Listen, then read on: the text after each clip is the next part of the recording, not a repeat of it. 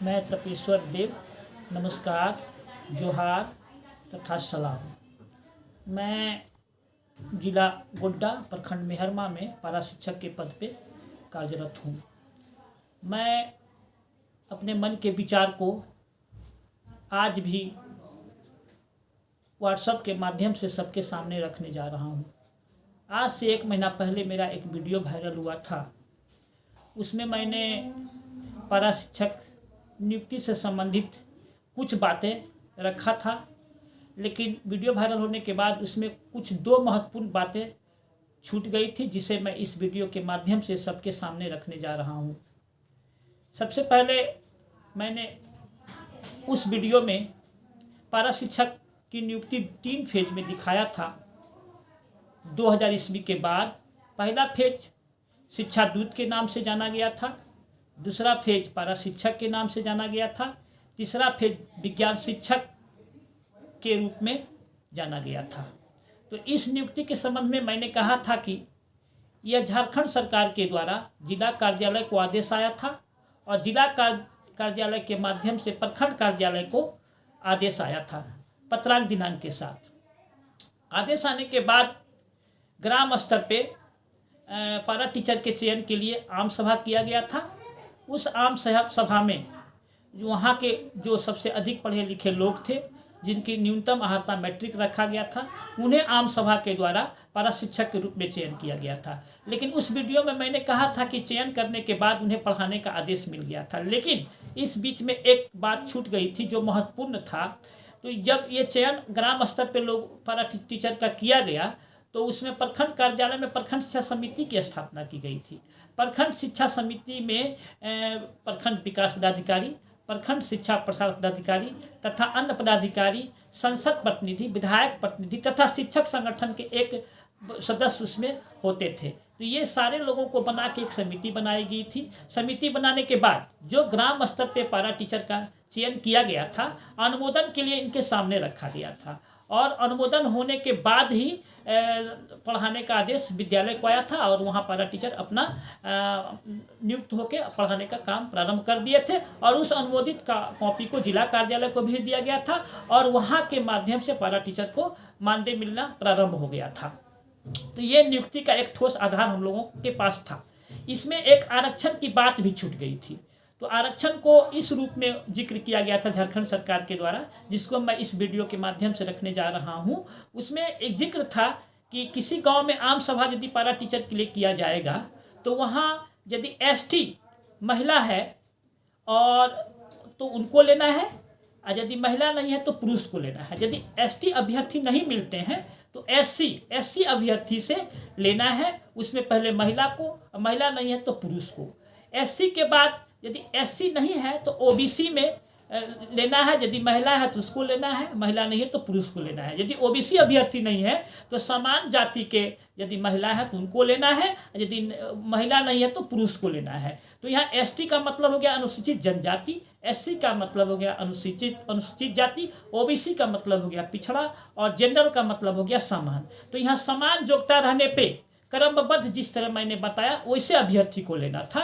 समान अंक रहने पर भी यदि सबसे अधिक एसटी अभ्यर्थी के महिला का है तो उसको लेना था। तो इस तहत आरक्षण की बात आई थी और जितना भी स्कूल से संबंधित आम सभा किए गए थे, इस आरक्षण का पालन किया गया था और इस तहत पारा शिक्षक का चयन किया गया था और चयन करने के बाद ही ये अनुमोदन के लिए प्रखंड शिक्षा समिति में रखा गया था। तो यहाँ आरक्षण की बात भी आई थी। तो आरक्षण का कैटेगरिया ये था। तो मैं ये दोनों बात इसीलिए इस वीडियो के माध्यम से प्रदर्शित करने जा रहा हूँ कि एक बार हम लोगों ने आंदोलन किया था तो वहाँ झारखंड सरकार के द्वारा कहा गया था कि आपका नियुक्ति ग्राम स्तर पे हुआ है तथा आरक्षण के कैटेगरी को लागू नहीं किया गया है। लेकिन ये दोनों जो प्रमाण हम लोग के साथ है वह ठोस है। यदि हम लोग सरकार से कोई अस्थायीकरण का बात करते हैं, यदि इसकी कमी दिखाई जाती है तो ये दोनों ठोस हम सरकार के सामने रख सकते हैं और अस्थायी की ओर हम लोग बढ़ सकते हैं। ये दोनों एकदम स्पष्ट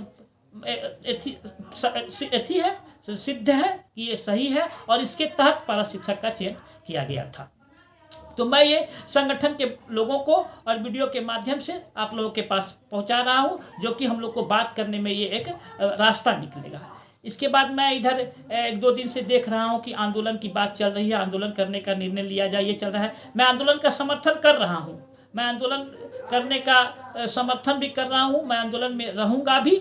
लेकिन मैं एक बात संगठन को ये कहना चाह रहा हूँ वीडियो के माध्यम से कि संगठन के साथ मैं हूँ, लेकिन यहाँ हम लोगों को एक बात आपस में बैठ के सलाह करना होगा, आपस में बैठ के हम लोग को एक स्पष्ट रास्ता निकालना होगा कि अब की का जो आंदोलन हो वह अंतिम आंदोलन हो और उसमें हमें सफलता मिले।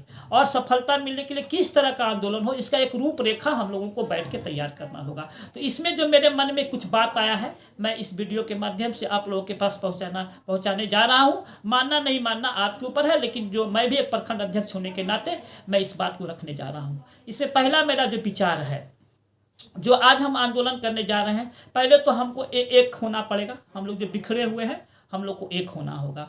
ये और दूसरा सबसे बड़ी बात यह है कि आपकी का जो आंदोलन हो वह हम लोग को सरकारी शिक्षक को लेके साथ चलना है, सरकारी शिक्षक का समर्थन लेना है।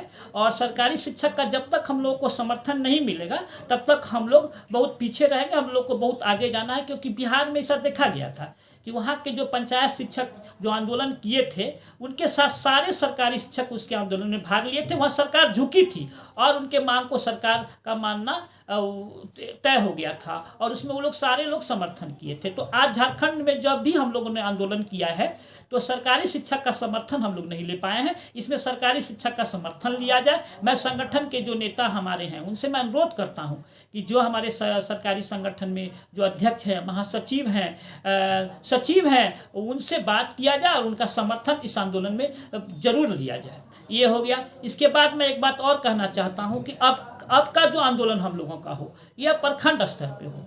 प्रखंड स्तर पर होने के बाद इसमें सबसे बड़ी बात ये होती है कि उसमें सारे लोग आ जाएंगे, सब लोग आ जाएंगे और हम लोग प्रखंड कार्यालय को घेरे, न कि विधायक संसद के घर पे जाएं, न उनसे हम लोग सिर्फ उनको एक अवगत करा दें। मांग पत्र के माध्यम से हम लोग प्रखंड स्तर पे बैठने जा रहे हैं, धरना प्रदर्शन देने जा रहे हैं, भूख हड़ताल करने जा रहे हैं, आत्मदाह करने जा रहे हैं। वो यदि उनकी इच्छा होगी तो वो प्रखंड में आएंगे, हमारे साथ बैठेंगे, हमारा समर्थन करेंगे।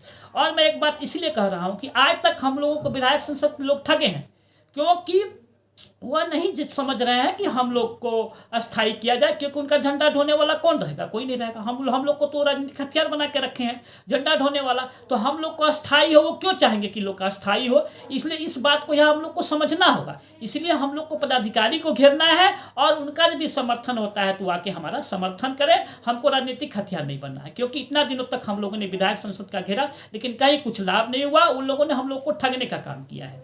ये हो गया। इसके बाद मैं एक बात और कहने जा रहा हूँ। अब की का जो आंदोलन हो उसमें विद्यालय बंद करने का भी हम लोग रखें कि विद्यालय बंद हो और विद्यालय को एक दिन बंद किया जाए सरकार को झुकाने के लिए। और उसमें जितने अधिक से अधिक लोग हैं सबका समर्थन लिया जाए। और सबसे बड़ी बात है, एक बात और है कि हम लोग जो 2 भागों में बिखरे हुए हैं, एक अष्टमंगला कमेटी है, एक प्रशिक्षित शिक्षक संघ के नाम से एक कमेटी बन गई है, दोनों को एक मंच पे लाना होगा। यहाँ अनुभव और एक टेट, ये 2 चीज लेके हम लोग बट गए हैं, जो कि सरकार चाह भी रही है कि ये बटे और कमजोर हो। तो एक बीच का रास्ता निकालना होगा। तो ये बीच का रास्ता के लिए हम लोग को एक ऐसा साक्ष्य जुटाना है कि हम 2000 ईस्वी से काम कर रहे हैं और 2010 तक जो है हमारी बहाली प्रक्रिया पूरी हो गई है। जो बहाली प्रक्रिया थी उसके तहत हम लोगों ने काम किया है और उसको जो है कैसे अस्थायीकरण किया जाए, ये सरकार की सबसे बड़ी समस्या है। यदि सरकार अस्थायी हमको नहीं करती है तो 18-20 वर्ष तक जो हम लोगों ने कम मानदेय में पढ़ाया है वो मेरा उम्र लौटा दे। नहीं तो नहीं लौटाती है तो हमारा जो बचा हुआ उम्र है उस बीच में हमको अस्थायी करे। तो यहाँ सबसे बड़ी बात है कि अनुभव और टेट, इसके नाम पे हमको नहीं बंटना है और हम अपने आप में अनुभव और टेट के नाम पे विभाजित नहीं हो। सरकार के सपना सरकार के सामने अपने पक्ष को ऐसे रखें कि सरकार हमारे सामने झुके और उसमें सब पारा टीचर का कल्याण हो, सबका अस्थायी हो और हम आगे की ओर बढ़ें। तो मेरे कहने का मतलब है कि आंदोलन हो लेकिन आंदोलन का रूपरेखा ठोस हो और अब की बार अंतिम आंदोलन हो और उसमें हमें सफलता मिले।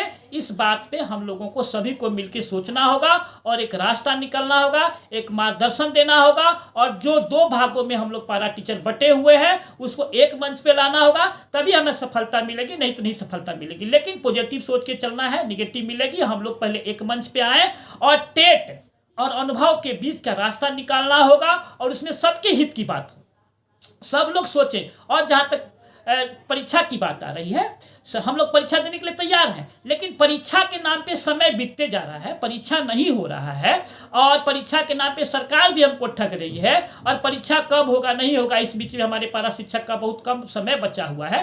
तो एक रास्ता निकले जिसमें कि एक हमको या तो उचित मानदेय मिले जिससे हमारे परिवार का अच्छा से अच्छा भरण पोषण हो सके। और यदि टेट की बात आती है तो टेट एक आहारता है। अब सबसे बड़ी बात यहाँ ये है कि टेट को लेके हम मांग कर रहे हैं कि अस्थायी किया जाए, लेकिन यह टेट विसंगति है। इधर देख रहे हैं कि जो 1 से 5 में जिसकी बहाली हुई है, 1 से 5 में जो टेट है उसी को लाभ मिल रहा है, और जो 1 से 5 में जिसकी बहाली हुई है 6 से 8 में जो पास किए हैं उसको नहीं मिल रहा है। तो यह टेट विसंगति है। तो फिर टेट के नाम पे हमको अस्थायी किया जाए, ये तो सरकार मूर्ख बना रही है, इसके पीछे हम लोग को जाना नहीं है। तो हमको एक ही बात का तर्क रखना है कि हमारा अस्थायी अनुभव के आधार पे हो, हमारी सोच है।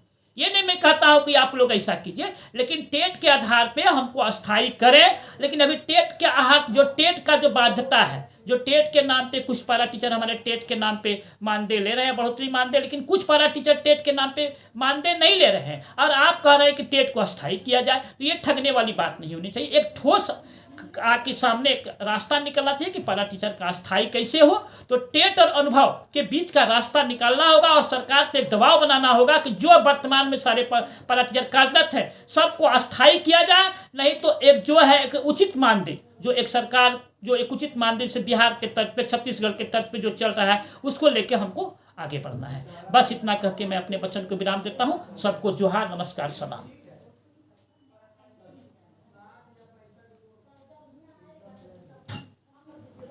हो गया।